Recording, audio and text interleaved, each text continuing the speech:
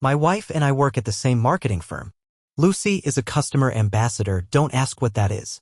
I still don't know what her job is other than making out with customers. I'm Mark and I lead the IT team. Everything was going well for us. We were employed, happy, finished renovating our dilapidated house, and we had two wonderful children, 13-year-old Emma and 11-year-old Daniel. We live close to our families and have close friendships. We are both over 30 and we suit each other, although, in terms of looks, she is 1.75 meters tall with long blonde hair and beautiful blue eyes. Lucy claims her family lives in Sweden and she looks Scandinavian. Slim, bright, and lively, she never seems to stand still. I'm 1.75 meters tall with sandy hair and prefer endurance sports such as cycling and running. So, I have a slim build and am physically fit but not in an ostentatiously athletic way. I was surprised when I was invited to a long weekend on a private island owned by one of our firm's clients, Jack Edwards. Our CEO explained that he and his wife, Margaret, were traveling along with several directors and their partners. Lucy was also invited as she was the client's main contact. It sounded like I was there to crunch the numbers, but hey, don't look a gift horse in the mouth. Jack explained that the client was very wealthy and could easily become our firm's largest client. We would leave early Friday morning and return on Monday on a private charter, and everything would be provided to us. Lucy knew everything when I mentioned it on the way home. She had been working with the client for several months and seemed very impressed and was looking forward to the free weekend. I asked her about the weekend, but she didn't seem to know much, so I asked her about the client. Lucy explained that his name was William Fellows and said that he was in his mid-40s, looked good, exuded self-confidence, and had inherited the family fortune. She seemed a little fascinated, describing him as bossy and reserved, among other things. Great, I thought to myself, he sounds like an arrogant man, but I'll probably keep that observation to myself until the weekend. 2 weeks later, on a Friday morning, we found ourselves on a private charter plane. I must say I was impressed. If the island was his, he must be absolutely well-equipped.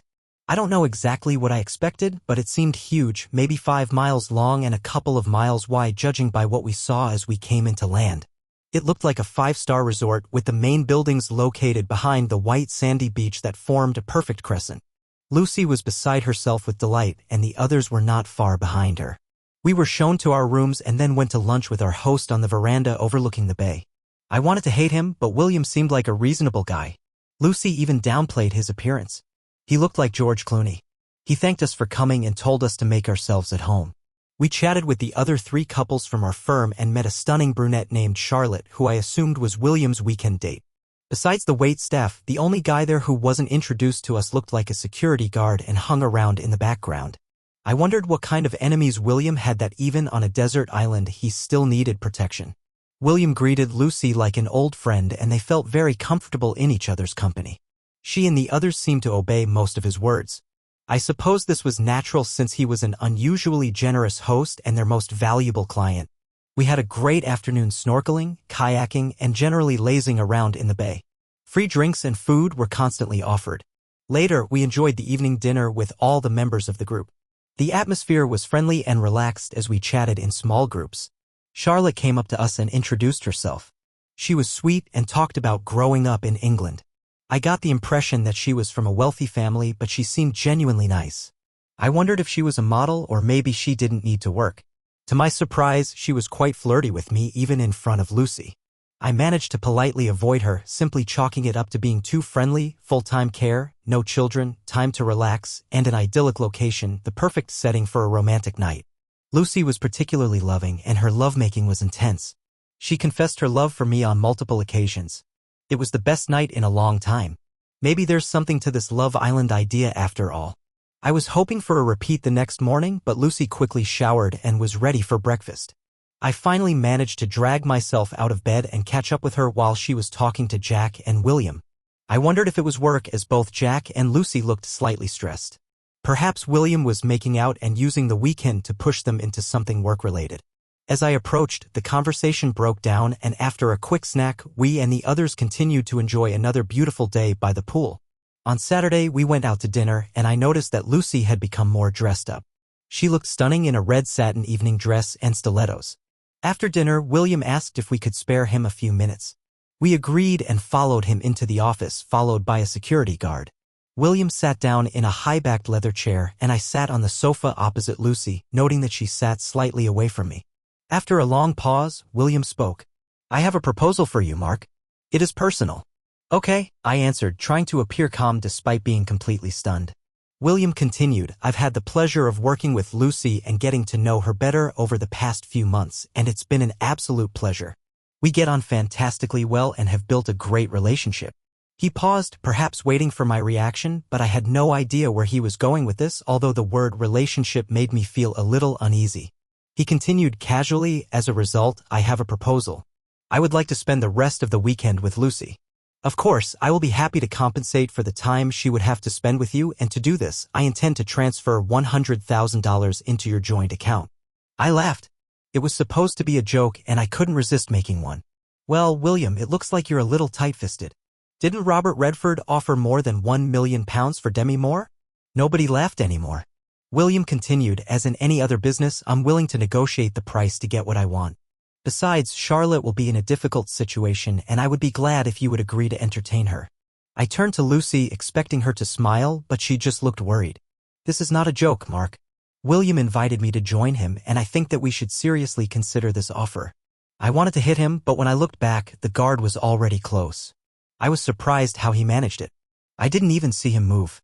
William continued to say, I assure you that your wife fully supports this idea. Where's the harm?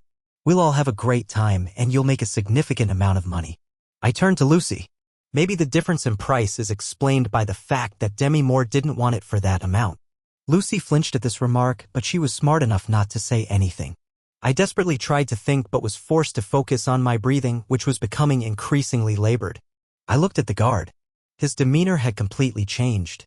He looked wary and focused on my movements, and with good reason, since I really wanted to punch William in his pretty face. What is your name, ex-military, judging by your appearance?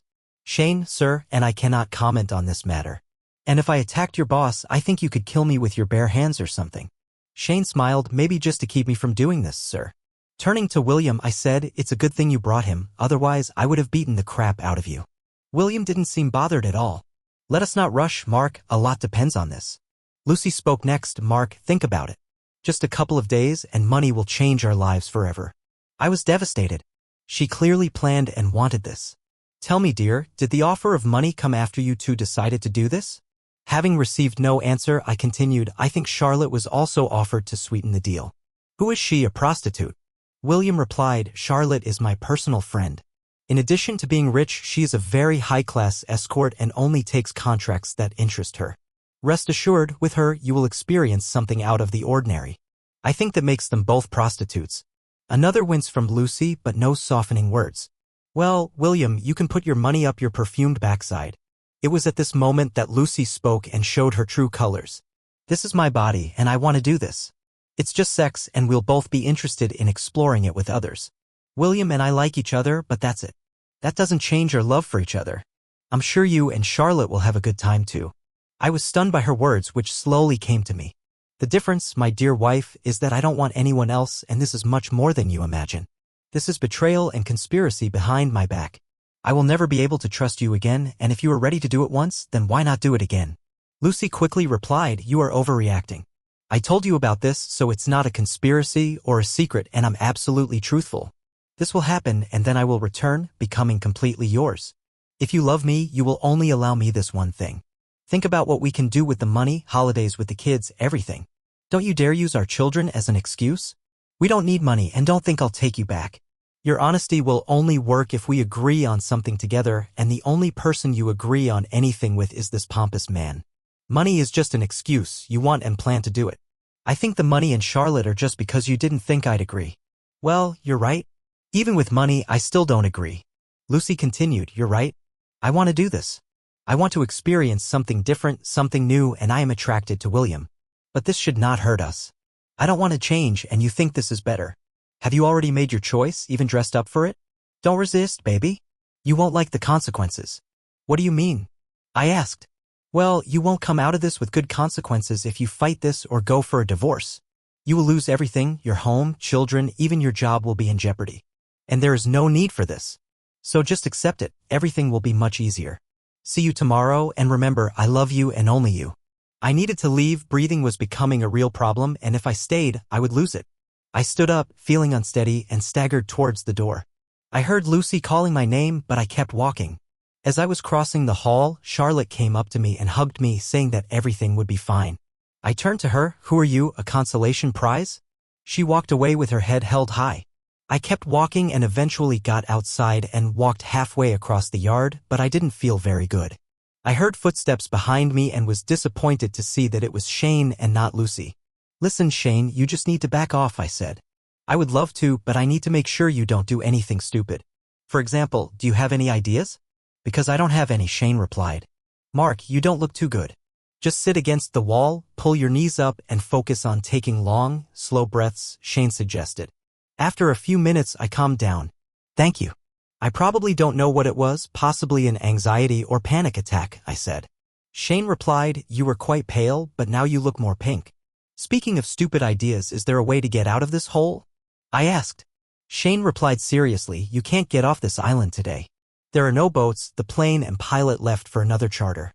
You might be able to radio for help, but a cheating wife is hardly an emergency. I'm glad you think she's unfaithful. She doesn't seem to understand that, and I'm already starting to doubt myself. What should I do?" I asked. "Because of you, I can't even beat the crap out of him," I said. "Yes, sorry about that. I would like to step aside, but I will never find a job again," Shane continued. "Listen, think about what you are going to do and come up with a plan. Whatever you need to do can wait until Monday. It's like in the army, form a plan, sit quietly, and don't tell them what you're going to do," Shane advised. "The problem is that I have no idea what to do. They seem to have everything planned, and I will have to sit and suffer tomorrow and Monday while you babysit me," I replied. After a long pause, Shane suggested, "There's a ship coming early Monday morning with cargo. You can take it if you want to avoid the plane with everyone else going home.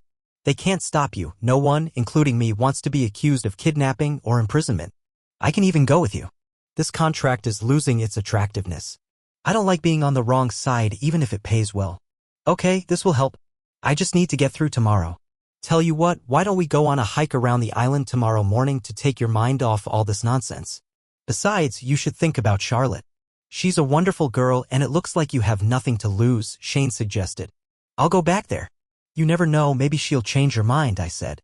She, of course, did not change her mind, but surprisingly, I fell asleep. I think from fatigue.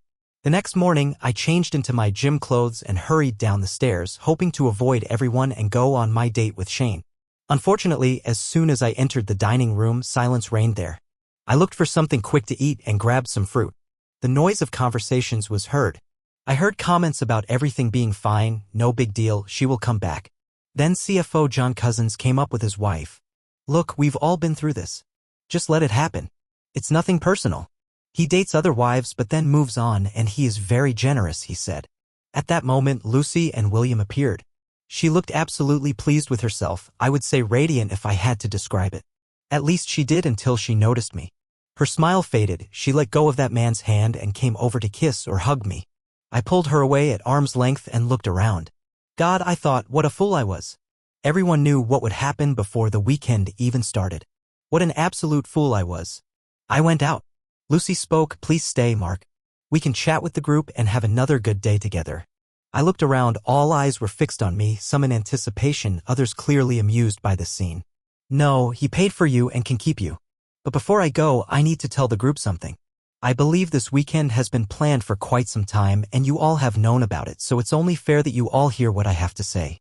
All members of the group looked at each other in shock, nervously glancing at each other. "Jack and Margaret, I would never have come this weekend if you weren't here. It never occurred to me that you would be involved in something so vile. You know and approve of what he does, like some kind of fan club of sick voyeurs. I hope you enjoyed keeping me blind." I noticed how they all began to move awkwardly. This was clearly not part of their plans. I actually felt we were friends and making me feel at home so they could arrange everything was a nice touch. "And you're wrong, Bill. This is very personal, so thank you for your role in destroying my marriage. The fact that they are willing to use leverage over my children is frankly disgusting. I don't allow anyone to threaten my children." Lucy insisted, "You're making too big a deal out of this. It was merely a momentary lapse, a fleeting encounter that shouldn't shake our foundation. I've already expressed my love." I interjected, here comes the initial line of defense. "Trying to downplay it, are we?" I'm well aware you had a game plan for how I'd react, being the captain and all. So let's dissect what you had in mind. Phase A, we stay put and you gradually normalize the situation before we return home. You and your cohorts probably even discussed this seriously, preemptively addressing the issue on your behalf. No doubt you expect me to swallow my pride, refrain from overreacting, and maturely accept the situation. After all, it's just my ego and pride, right? You know it's a futile effort, but hey, it's all part of the easing in process. So, for Phase B, once the weekend wraps up, you relinquish control to me. We'll engage in intimacy, lots of it, perhaps even exploring new territories. Leveraging your connections, we'll rejuvenate our bond and emerge stronger than ever. I wouldn't be surprised if you've plotted ways to seduce me. After all, sweetheart, you can't let my sense of loss linger too long. Lucy glanced nervously at William, indicating that my remark struck a chord. Additionally, we'll have access to the funds he promised you. With the earnings from your side endeavors, we can treat the kids to a Disneyland trip and meet Mickey. These words elicited visible reactions from several individuals, evident from their shudders. If we are still fighting, Phase B kicks in. You already sowed the seed last night. If I really love you, then I should allow you to do this. For 15 years, you have been a wonderful wife, and this is just one night for you. Yes, this may begin to weaken my resolve, but what do I get after 15 years of devotion to you if I'm treated like garbage? You knew I would never agree and you attack me with a complete lack of respect. So this plan won't work. Now you're a little worried. Maybe you better give me time to cool down. In a week or two, you'll find me drowning my sorrows in a bar somewhere, and then you'll ask for forgiveness. This is Phase D. You actually regret all this. You didn't realize it would hurt me so much, and you never would have done it if you had known. You love me, beg, cry, and all that. I must admit that you have a chance. But then the way you just walked hand in hand with him in front of everyone and looked so delighted with yourself confirmed to me that there really was no guilt or regret, only contempt and a desire to humiliate me. Phase D won't work for you. So finally, a backup plan may be needed. Phase E, threats. You will take all the money, the house, and set the children on me. You've already suggested that I might lose my job. William will pay to find you the best lawyers. I will end my life sad and lonely. You can even threaten to move in with him and live happily ever after with our children. William raised his head so quickly that I almost laughed. Oh God, it looks like your lover doesn't really want your children, baby. Lucy finally found her voice. It's really not that big of a problem, she began. Why don't we just relax and give ourselves time to think? This is Phase A, Lucy. We've already been through this, I said categorically. So why don't we save everyone time and move on to the final result? This is what I was thinking about last night, and my conclusion is that everyone, including the children, would be better off if we divorced. This is much healthier than living in an unhappy home. At the end of the day, you can't be happy if you're doing this crap, and I'm certainly not happy. You can try to stop me from seeing my kids, but you know I'm a good father, and that's good for them. And they're old enough to understand. I doubt your family and friends will support you after they find out what you did. I don't care about money. It's always been you. Everyone sat in shocked silence, eyes wide as goldfish. Do any of you have any more tips? Did I miss anything? No? I don't think so. Oh, and one more thing. Jack, you can shove your job up your rear, but I'll see you in court for a forced dismissal case. My job depends on the client having my wife. It seems that this is simply the reason. With that, I walked out. You could have heard a pin drop. Shane followed me as always. As we left, Shane chuckled, well done. I see that you took to heart the advice to keep the plan to yourself. I couldn't help but smile. Yes, it looks like I failed at this idea. Shane actually laughed as we left the building. It's good that you remained a civilian. You would never have achieved success in the army anyway. Let's go. Shane grabbed his backpack and set off at a leisurely pace up the coast. After a mile, I was having trouble keeping up with him and began to think that perhaps it was a mistake. I heard him shout something from up front about how physical torture is a great way to take your mind off mental torment. My burning muscles and lungs seemed to agree. The scenery was breathtaking and Shane was in good company. He switched from asking about me to hilarious stories from his time in the British Army. We spent several hours circling the northern part of the island, climbing along the coast. We headed to a high point in the center. I was barely out of breath when Shane suggested we jog back since it's all downhill. I could barely keep up with him, but I suspected he was slowing down to either support me or torment me, depending on your point of view. We returned at noon. I was panting and exhausted, telling Shane that until today I thought I was in shape. He was hardly out of breath but was kind enough to say that I was pretty fit and that it wouldn't make me feel too bad since he was a physical education instructor in the army. I staggered to my room.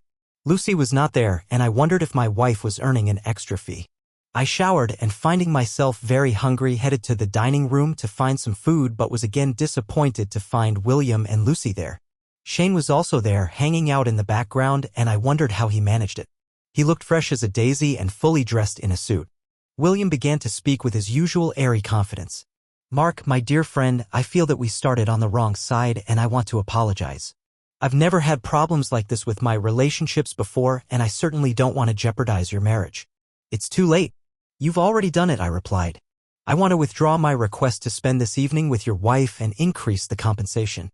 With these words, William handed me a piece of paper. I opened it and saw a check for $250,000. I stared at Lucy, who looked like she was crying, and I couldn't help myself. "You must have been pretty good to earn that much, baby." Lucy's eyes flashed with anger. "That's not the point. We made a terrible mistake and we're trying to correct it." William was the perfect gentleman and was genuinely concerned about how you reacted. I laughed at this statement. "What is your idea of an ideal gentleman? Did he say thank you after he finished having sex with you?" "There's no need to joke, Mark. This is just a miscalculation on our part. We miscalculated your reaction to what was happening. It was a once-in-a-lifetime experience for both of us. You should be grateful to Lucy for making the sacrifice to offer you and your children a better life." "Just a miscalculation? I doubt it. I made it clear what I thought about your plan, but you both went ahead anyway. You could have stopped everything at any moment but decided to stop only after you had your share of pleasure. Well, you calculated this little maneuver too. With this, I tore up the check. I just saved you from becoming a hypocrite. There's only the cheating part left, but I don't think I can fix that this time." Her tears started immediately. I turned to Fellows. "Why are you doing this? Control or the thrill of having someone else's wife? Either way, it makes you a very sad person." "Lord, how old are you?" 48 years old, and you act like a child stealing toys just because you can. Don't you have anything more meaningful to focus on?" William laughed in response. "I run an international corporation and give millions to charity. I have something to focus on. According to the research I did last night, you inherited this corporation, and under your management it is shrinking. When it comes to charities, attending galas, dinners, and fundraisers must be difficult. When was the last time you did something yourself, got your hands dirty, and actually helped another person? I doubt you have it in you. You're so self-absorbed and too busy playing games with people's lives. Judging by the way you planned this weekend for everyone to know, you must be turned on by humiliating others." "Sorry, Lucy, but it wasn't just because he wanted you. He wants every board member's wife, so you're one of many. Why don't you, William, try to grow up, have a real relationship with someone, put some of your wealth to good use, and stop being a complete idiot?" For the first time, I saw him stumble over his words and look unsure of himself. I continued, "Shane, you better get that man out of my sight before I take a chance on you." I saw Shane hide a small smile before saying to Fellows, "I think it's time for us to leave, sir, before your safety becomes an issue." After they left, I grabbed a snack and went down to the beach, trying to avoid the others. Just when I thought I was alone on the beach, I noticed Charlotte lying in a hammock, reading. If she had been beautiful before, now when she smiled, she became truly dazzling. I approached her. "Sorry about last night." Before I could continue, she replied, "There's no need for this. I was sure that you would accept the offer. If I had known, I would never have approached you. Your reaction is completely understandable, and your speech at breakfast was absolutely wonderful." I couldn't agree more. When you left, Lucy burst into tears, and I've never seen William look so embarrassed. I loved every minute. "Oh, I'm sorry. I shouldn't have said that considering what you're dealing with," I answered. "Thank you. Good. I'm even glad that something is starting to become clearer. I'm already tired of being told that this is nonsense. You see, William has no idea what to do with you. He had never been rejected before and was not used to dealing with morals. Has he already offered you more money?" "Yes, just before I came down. $250,000. Fool. I told him not to do it, but he's used to paying enough until he gets what he wants. He will pay for this both in business and personally." Charlotte was easy to talk to, and she listened intently as I talked about my marriage and children. She was clearly intelligent and highly educated. She expressed surprise that Lucy would do this while in a seemingly happy marriage, suggesting that there had been some kind of unhappiness or open marriage arrangement between us. I thought about it. No, it's just an unexpected ambush. She seems to be completely fascinated by this guy. He can have that effect on a woman. It's all very charming, but the river isn't that deep, if you know what I mean. We talked some more, and I felt a little better. "I think you really love her. Your reaction to the proposals and at breakfast must be breaking your heart," she said. I shrugged. I'm sorry that I took part in this. It's not your fault. I just need to survive one more night and then maybe I can escape. She smiled again and it was starting to distract. Well, maybe I can help with this. Everyone was surprised when I came to dinner. Lucy no longer sat next to William. Dinner was quite normal, although I ignored Lucy's attempts at small talk. When Lucy asked if I wanted to go to bed early, I smiled pleasantly and said I had other plans. She looked embarrassed, and this embarrassment increased when Charlotte came around the table and hugged me as I stood up. We left the hall together. We walked down to the cabins on the beach. The original plan was to just leave together and give Lucy a taste of her own medicine, but Charlotte felt good in my arms. Very good. And when we kissed, at least some of the disappointment of the last 24 hours disappeared. I thought about keeping my morals, my sense of right and wrong, but then I looked at her. I guess Lucy wanted me to be more flexible, and as far as I'm concerned, our marriage vows have already been broken by Lucy. I had an outstanding night with Charlotte. It wasn't just her beauty, she had a serene sexiness. Every move seemed so precise and perfectly timed. She truly was a master of her craft. Surprising myself, I didn't think about Lucy and didn't feel guilty. The painful memory of Lucy with William easily eliminated any hint of remorse. I had a good time. Boat, taxi to the airport, and then the usual flight home. I picked up the kids and made arrangements for their weekend as best I could. I made up a vague story about how their mother and I had had a fight, but that we would work things out, and was just suggesting dinner when Lucy came into the house dragging our heavy suitcase. The children ran upstairs to get ready, shouting, "Hi, Mom." Lucy smiled. "Dinner is a good idea. If you give me a few minutes, I'll get ready." "I'd rather you didn't do that, Lucy. Like you said, I don't know how much time I'll have with them, so I'd rather we go alone." Lucy, when I met William, I immediately felt a connection. He seemed so dashing, confident, strong, charming, almost like old movie characters. It was strange that later, in Mark's presence, he was neither of them. Flirting led to lunch and then dinner. It was exciting. I felt dizzy from it. After dinner, he kissed me goodnight, and I almost melted. But I was determined not to cheat and told him about it. William talked about how some of his relationships were open, and I wondered if Mark might be able to go for it. When he offered to make this offer, I thought that the money would justify it. Jack supported me, and we started making plans for the weekend. The weekend started out brilliantly. I had a great time with Mark and almost gave up on the whole thing if only I could. William said that everything would be fine and that he should relax. Both he and Jack said to expect Mark to reject the idea, but to give him time to calm down. Mark reacted completely differently than we expected and planned. The biggest shock was that he actually looked unwell. I wanted to run after him, but William assured me that everything would be fine. He asked Charlotte to meet him, so when he didn't return, I thought he was staying with her. I was relieved, and after months of waiting, I was desperate to spend time with William. As soon as he kissed me, I realized that I would succeed. He led me into his bedroom, and before I could take off my clothes, I was already excited with anticipation. William stood in front of me and undressed me as if I were the most delicate trophy. I felt so special.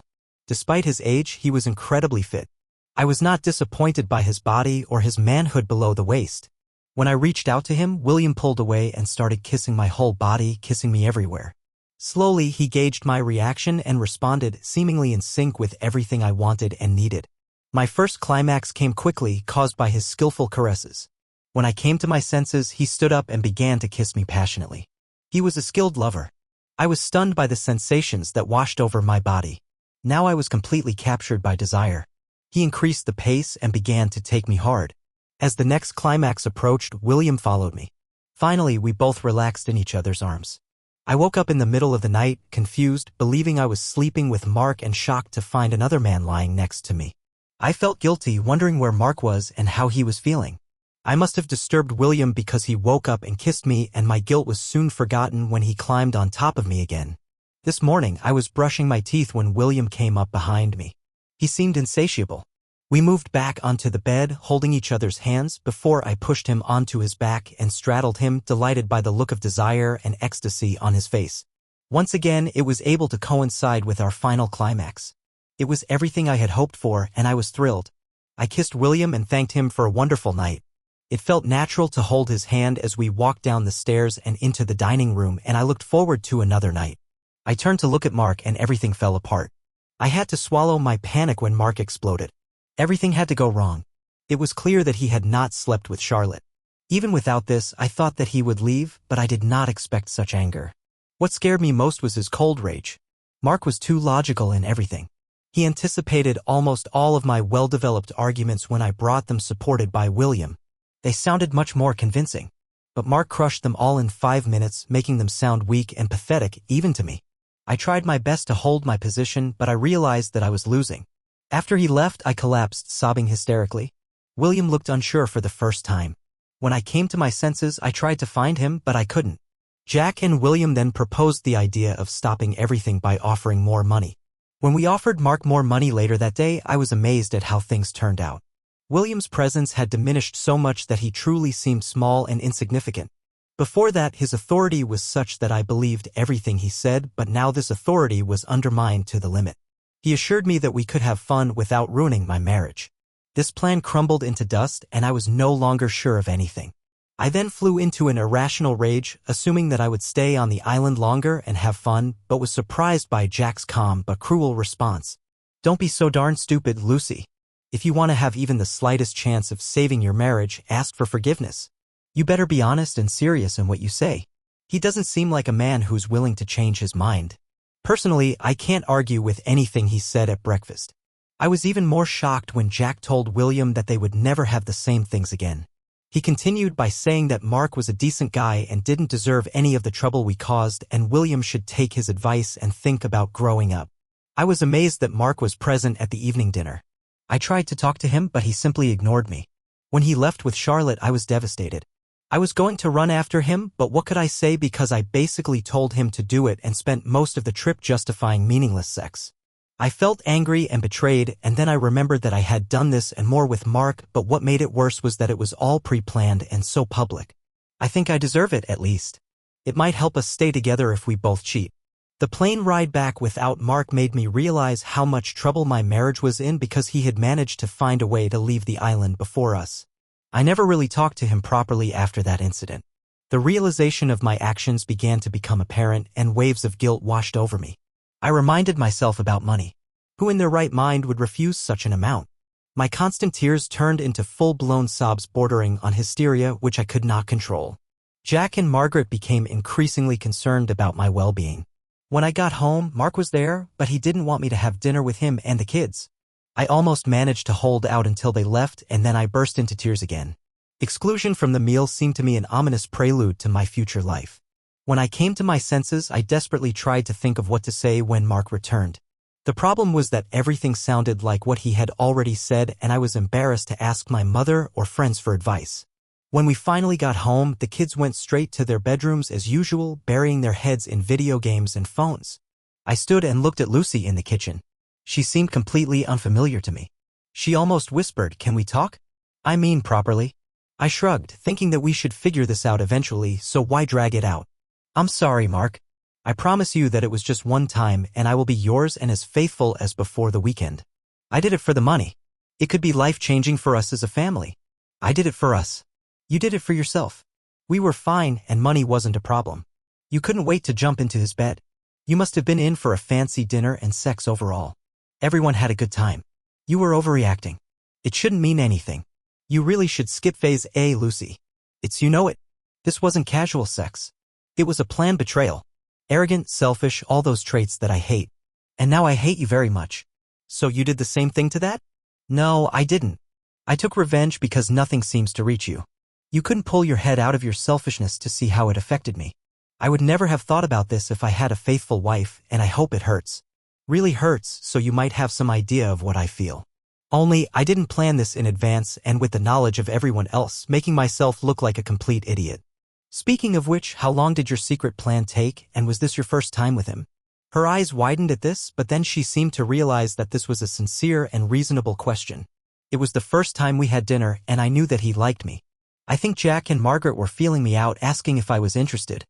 The four of us were having dinner, and for the first time in my marriage, I found myself aroused by another man. His confidence was intoxicating. I knew it was wrong, and I resisted with all my might and managed not to have an affair. Then William suggested the idea of asking you about opening up our relationship and what you thought about changing. We talked about this briefly one evening, but it was clear that you would not agree to this. Then he came up with the idea for this proposal, and I thought that the money would make it all worth it for you. We were nervous as the trip got closer, and he suggested inviting Charlotte to ensure that you would agree. I didn't like the idea, but by then I just wanted it to happen. I thought that even if you didn't entirely approve of this, we would recover. Then you so effectively destroyed all these ideas at breakfast, and I began to realize the consequences of what I had done. Was it worth it? No, of course not. I was so carried away by him and listened to what he said. I never meant to hurt you. Oh, then straight to phase D, unintentional pain. You were enjoying this. It was clear enough from the way you were flying around during breakfast. Now you're just telling me what I need to hear. Sorry, the honest answer is yes, I liked it. He was good. It's not bigger or better, it's just different. It was exciting, new exciting, and I was fascinated by it. He is very experienced and knows what he is doing. But this was the only time. Please don't abandon us and break up our family because of a one-time incident. I found myself smiling wryly. It's funny, but that's exactly how I would describe what you've already done, destroyed our family because of a one-time act. It's all on you, not me. You're right. It's all my fault. I'm so sorry. I love you with all my heart. Well, not with all your heart. You gave part of it to him. And even if you claim that you didn't, your love still wasn't enough to keep me faithful. How can I trust you again? I was so trusting because it never occurred to me that you were capable of what you did. I think I don't really know you. I can hardly bring myself to look at you, let alone pretend this didn't happen. Lucy recoiled in shock. You can't say that you love me. I know I never thought that I could lose you. I agree. You only thought about yourself and your selfishness, not about me and the children. But sometimes love is not enough. I tried to calm down and move away from gaining points in the argument and anger. After a long pause, I continued, listen, Lucy. Even if we stay together and just forget about it as you suggest, we will never be the same. You destroyed the trust and bond of care we have for each other. You remember that more than anything in the world, we cared about each other and the children. We didn't let anyone else get hurt. I never expected that you could hurt me, Mark. I love you. I made a huge mistake, and I'm ready to do anything to get it back. This cannot mean that we will get divorced to get your way. You tore my heart and threatened me. You don't do that to someone you really love. Lucy stared in silence, stunned, not knowing what else to say. We need to talk about the children. I think the children are better off in separated families than in dysfunctional ones, so from this point of view, the best option is divorce. I agree that you will win custody, but don't try to stop me from seeing them. It will be better for you too. They are listening to me. You are not very good at setting boundaries. I frowned at the irony of that comment, and they are already testing you. It will be better for you and for them if I remain in their lives. Lucy shrugged seriously. Lucy, no matter what happens, don't stop me from seeing her children. Don't alienate me. I am not a bad guy. I treat them well and love them to bits. You haven't seen how angry I am yet. I will fight you to the end, spend all our money on lawyers, and we will destroy each other in the process, I warned her. She nodded.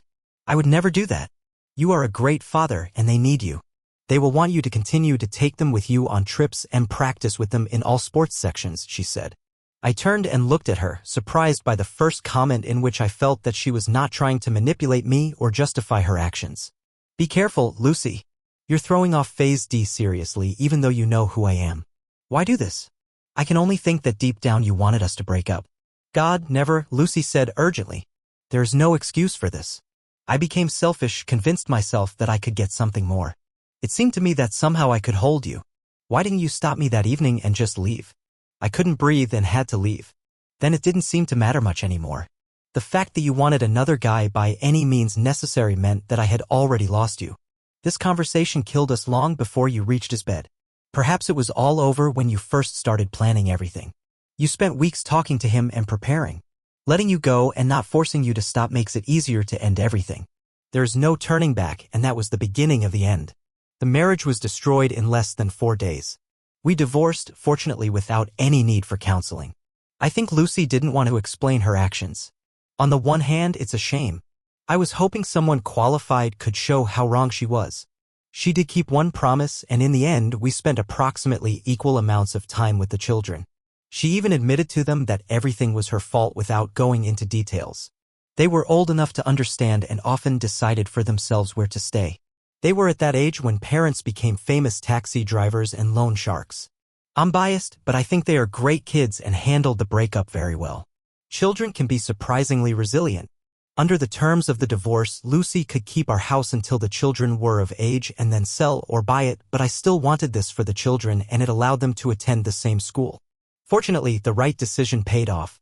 By the time the children went to college, real estate prices had skyrocketed. Lucy had to buy the share from me, and it was the best investment of my life.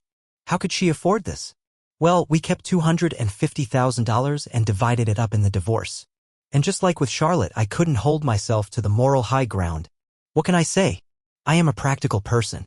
Either way, it seemed like a small price to pay compared to the cost of marriage and what was once a happy life.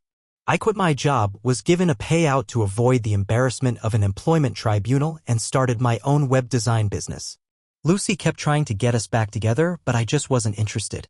So, was it the right decision to end the relationship? It was messy, and there were certainly no winners, but the initial threats and consequences did not materialize. I wasn't going to forget or forgive that night, and there's something important about looking at yourself in the mirror and liking whoever you see there.